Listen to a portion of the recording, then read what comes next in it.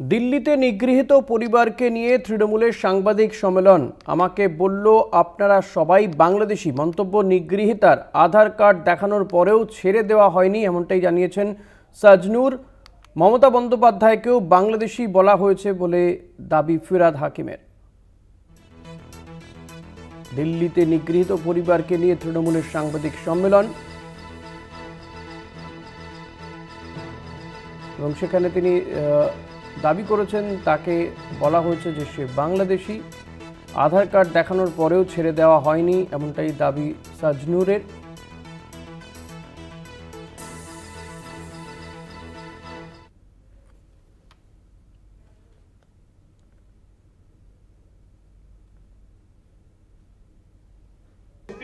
মায়ের কোল থেকে বাচ্চা নিয়ে বাচ্চাকে আক্রমণ করা হচ্ছে, একটি শিশুকে আক্রমণ করে তাকে রক্তাক্ত করে দেওয়া হয়েছে।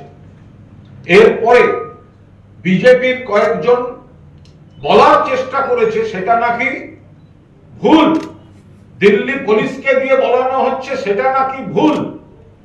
আমরা আপনাদের জানাচ্ছি সেই পরিবারটি, যে বাচ্চাটি এখন আইনগত সমস্যার জন্য আমরা বাচ্চাটিকে সামনে আনতে পারছি না বা আনছি না, কিন্তু আপনারা বুঝতেই পারছেন আমাদের সঙ্গে মাননীয় মন্ত্রী এবং মহানাগরিক ফিরহাদ হাকিমের কাছে সকালে সামিরুল এবং মৌসুম তাদের দিল্লি থেকে নিয়ে প্রাণ বাঁচিয়ে পালিয়ে আসা বলতে যা বোঝায় তাই।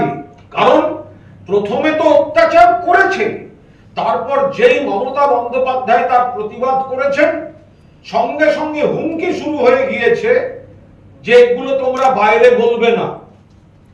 তাদের উপর অকথ্য অত্যাচার হয়েছে, যে ভিডিও ফুটিয়ে ছাড়া হয়েছে, আসল যে ঘটনা, যে জায়গাটায় বাচ্চাটিকে আক্রমণ করা হচ্ছে সেই ভিডিও ফুটেজ ছাড়া হয়নি। সেই ভিডিও ফুটেজ ওরা ছাড়ুক। যেখানে পরিবারকে আটকে রেখেছিল, যে পরিবারকে কার্যত ব্ল্যাকমেল করে টাকা নিয়েছে, তোলাবাজি করেছে, এই পরিবারের কাছ থেকে টাকা নিয়েছে, বলছে বাংলা মানে তোমরা বাংলাদেশ। ওরা বলছে না, আমরা মালদার। একদিন আমাদের ঘরে 4টা লোক এসেছিলেন। তারা এসে বললেন আমরা পুলিশের লোক, আমাদেরকে আধার কার্ড দেখান। আমি আধার কার্ড বের করে দিতে দিতেই ওনারা বললেন আপনার হাজবেন্ড কোথায়? আমি বললাম আমার হাজবেন্ড কাজে গেছে, ও এখন বাড়িতে নাই। ওনারা বলল আপনারা বাংলাদেশি, আপনারা এখান থেকে পালাবার চেষ্টা করবেন না। আমি বললাম আমাদের বাংলাদেশি না তো আমরা কেন পালাবো? আমরা পালাবো না, আমরা এখানে আমাদের ডিউটি আমরা ঠিকই পালন করব, আমরা এখান থেকে কোথাও যাব না। তারপরের দিন ওরা আবার 4 জন এসে, 2টা মহিলা 2টা পুরুষ এসে আবার বলল পুলিশের লোক আমরা, আমাদের সাথে আপনাকে যেতে হবে, আপনি হচ্ছেন বাংলাদেশি। আমি বললাম আমি মালদা ডিস্ট্রিক্টের লোক, আমি কিভাবে বাংলাদেশি? ওরা কিছু না শুনেই ওরা আমাকে একটা নির্মম জায়গায় নিয়ে গেল, নিয়ে যেয়ে ওখানে প্রচন্ড অত্যাচার করতে শুরু করে দিল। ওরা বলল আপনার স্বামীকে এখানে নিয়ে আসুন।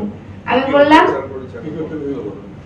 ওরা তখন বলল যে বাংলাদেশি, আপনারা বাংলাদেশি। আমি বললাম আমরা বাংলাদেশি না। এই কথাটা বলার পর আমাকে 2টা থাপ্পড় মেরেছিল। মারার পর বললো যখন তুমি স্বামীকে ডাকতে পারবে না তো তুমি জয় শ্রীরাম বলো, তারপর তোমাকে ছাড়া হবে। আমি বললাম আমি মুসলমান, আমি কিভাবে জয় শ্রীরাম বলবো? এই কথাটা বলার পর আমার পেটে একটা লাথি মেরেছিল। লাথি মারার পর আমার ছেলেটাকে ওরা কেড়ে নিয়ে, একটা মহিলা মেরেছিল। মারার পর আমার ছেলেটাকে ওরা কেড়ে নেওয়ার চেষ্টা করছিল, বলছে ওরা একদম এত ছিঁড়াছিঁড়ি করতে করতে আমার ছেলেটা উপর খেয়ে পড়ে গেছিল। আর কানের মধ্যে ওরা থাপড় দিয়েছিল, কান থেকে রক্ত পড়ছিল, কানে আচরণ এখনো আছে, আর মাথাটাও ফুলে গেছিল পড়ে যেয়ে। তখন আমাদেরকে ও হুমকি দিল 25,000 টাকা দিলে ছাড়বো, না হলে ছাড়বো না। দিল্লি পুলিশ বারবার করে একটা অন্যায় করার পরে সেটাকে ধামাচাপা দেওয়ার কথা, মমতা ব্যানার্জিকে মিথ্যে প্রমাণ করার জন্য যে চক্রান্ত করেছিল, এটা ওরা হঠাৎ করে দিল্লি থেকে এখন পালাচ্ছিল, পালিয়ে এসছে, আমরা নিয়ে তাদের রেখেছি। এবার আমরা ওদের দেশ, সেটা মালদা, সেখানে পৌঁছে দেবো। এবং মমতা যেরকম অ্যানাউন্স করেছে যে প্রত্যেকে যারা ফিরে আসবেন তাদের জন্য ব্যবস্থা করে দেওয়া, যেরকম রেশন কার্ড, আধার কার্ড ওদের আছে, অবশ্য রেশন কার্ড আছে, আর যা যা সুবিধা পায় পশ্চিমবঙ্গের মানুষ সেগুলো সব করে দেওয়ার যে ব্যবস্থা সেগুলো আমরা ইমিডিয়েটলি ওদের জন্য করে দেবো। আর কালকে ওদের আমরা মালদায় পৌঁছে দেবো।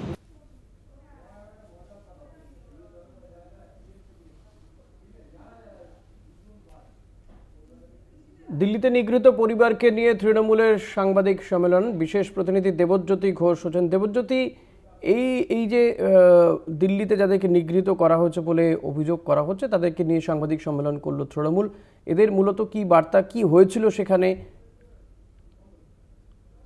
দেখো, তারা যেটা সাংবাদিক সম্মেলন করে বলেছেন যে বহুদিন থেকে তারা দিল্লিতে থাকেন এবং সেখানেই তারা কাজকর্ম করেন। একদিন হঠাৎই গত কয়েকদিন আগে তাদের কাছে 4 জন পুলিশ অফিসার যান এবং বলেন যে আপনারা বাংলাদেশি, আপনাদের পরিচয়পত্র দেখাতে হবে। তখন বৈধ পরিচয়পত্র দেখানো সত্ত্বেও ওই মহিলাকে তারা সঙ্গে সঙ্গে পুলিশের পক্ষ থেকে থানায় নিয়ে যাওয়া হয়। তারপরে তাদের একটি অজ্ঞাত জায়গাতে আটকে রাখা হয় এবং সেখানে নাকি তাদের অভিযোগ যে তাদের জয় শ্রীরাম বলতে বলা হয়েছিল, কিন্তু তারা বলেছেন যে তারা মুসলিম এবং সংখ্যালঘু পরিবারের, তাই জয় শ্রীরাম তারা বলবেন না। তারপরে তাদের বলা হয় যে 25,000 টাকা দিতে হবে। সেই 25,000 টাকা দিয়ে তারা মুক্ত হন এবং তারপরে আজকে তৃণমূল কংগ্রেসের পক্ষ থেকে তাদের তৃণমূল ভবনে ডেকে সাংবাদিক সম্মেলন করেন এবং সেখানে যে বাচ্চাটি আক্রান্ত হয়েছিলেন, যে কথা রাজ্যের মুখ্যমন্ত্রী মমতা বন্দ্যোপাধ্যায় তার এক্স হ্যান্ডেলে জানিয়েছিলেন, সেই বাচ্চাকেও নিয়ে পুরো পরিবার আজকে উপস্থিত হয়েছিলেন এবং তার শ্বশুর মশাই থেকে শুরু করে তারা সকলেই উপস্থিত হয়েছিলেন।